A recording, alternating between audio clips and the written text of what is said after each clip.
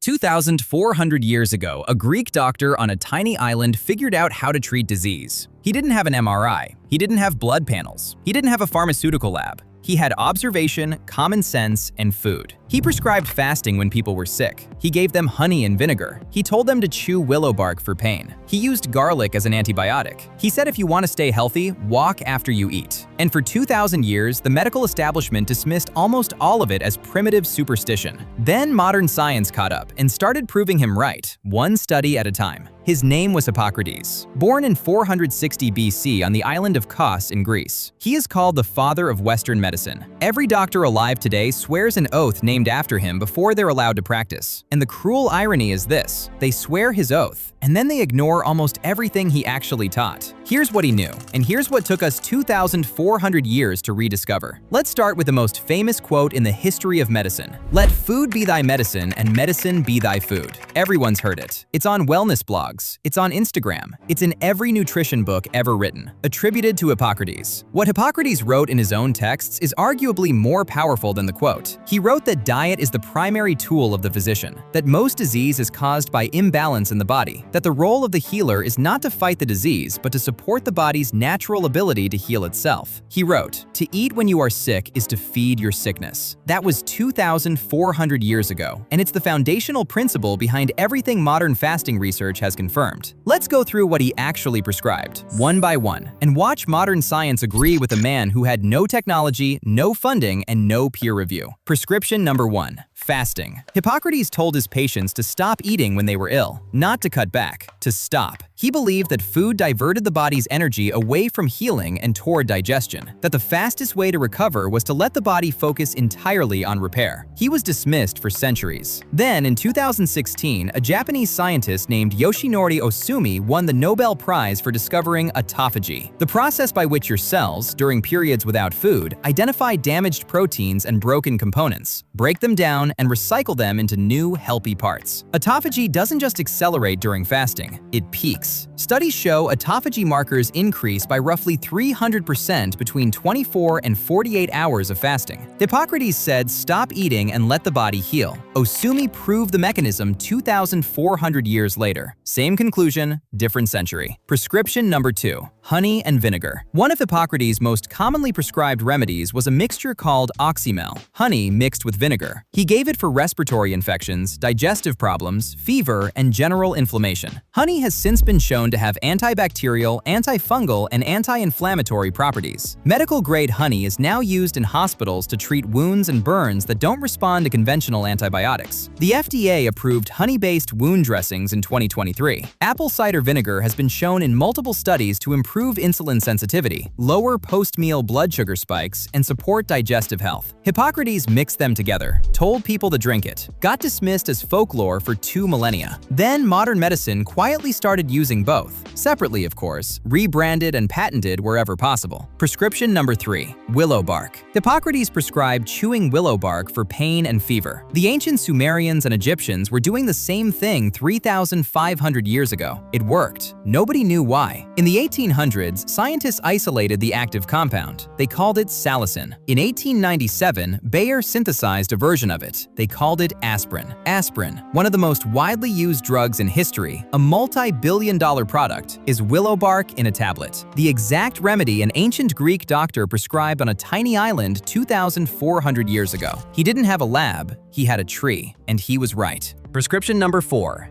Garlic. Hippocrates documented over 300 medicinal plants, but garlic held a special place. He prescribed it for digestive problems, infections, respiratory conditions, and general vitality. The ancient Egyptians fed garlic to the workers building the pyramids. Greek and Roman soldiers ate raw garlic before battle. Hippocrates prescribed it like a drug. Modern research has confirmed that allicin, the active compound released when garlic is crushed, has potent antibacterial, antiviral, and antifungal properties. Studies show garlic consumption is associated with reduced blood pressure, improved cholesterol profiles, enhanced immune function, and lower risk of certain cancers. A clove of garlic. Available everywhere. Costs almost nothing. Does what some prescription drugs do. Without the side effects, without the copay, and without the patent. No wonder nobody talks about it.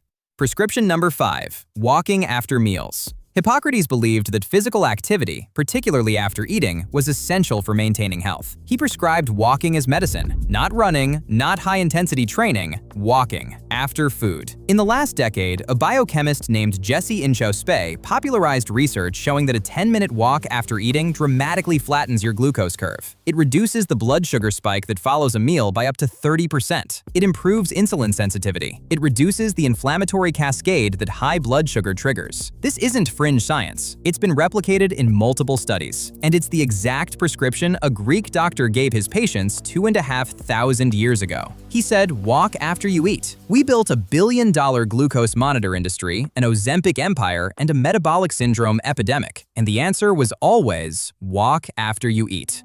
Prescription number 6. All disease begins in the gut. This one is attributed to Hippocrates too, and like the food medicine quote, it may not be his exact words, but the Hippocratic texts are deeply focused on digestion and the gut as the origin of illness. He believed the balance of the body was determined by what entered it through the stomach. In 2010, the Human Microbiome Project began mapping the bacteria in the human gut. What they found changed medicine. Your gut contains roughly 70% of your immune system. It produces about 90% of your serotonin. The composition of your gut bacteria directly influences inflammation, autoimmune function, mental health, metabolic regulation, and cancer risk. We now know that a disrupted gut microbiome is linked to depression, anxiety, obesity, diabetes, heart disease, Parkinson's, Alzheimer's, and dozens of autoimmune conditions. Disease begins in the gut. It took us 2,400 years and billions of dollars of research to confirm what an ancient Greek doctor wrote on papyrus.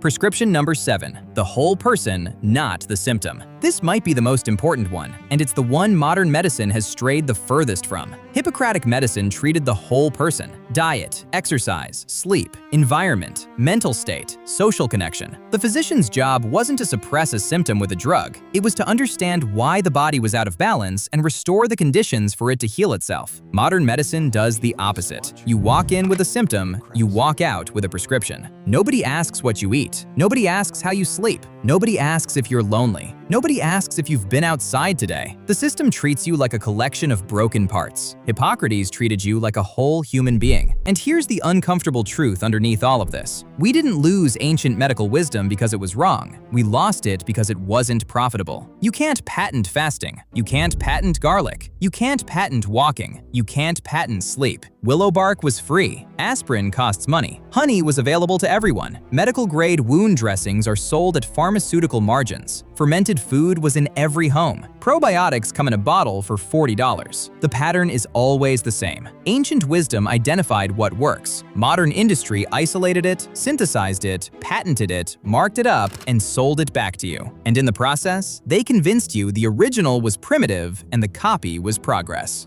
Hippocrates didn't have a laboratory. He didn't have clinical trials. He didn't have peer review. He had observation, logic, and thousands of patients across decades of practice. And he was right about fasting. He was right about honey. He was right about willow bark. He was right about garlic. He was right about walking. He was right about the gut. He was right about treating the whole person. We swear an oath in his name, and then we practice medicine as though he never existed. Maybe it's time to go back and actually read what the man wrote, because 2,400 years later, modern science is still catching up. If you want the evidence-based protocols and the suppressed research the food industry would rather you never read, that's exactly what we send in our free newsletter. Over 40,000 people already get it. Links in the description. And if you're ready to eat the way your biology was designed for, the Ancestral Kitchen Bible has everything you need. Real food, no seed oils, no processed ingredients, no industrial chemicals. Code 2026 for 50% off. Link in the description. Share this with someone who still thinks ancient medicine was just superstition. It wasn't. It was the blueprint.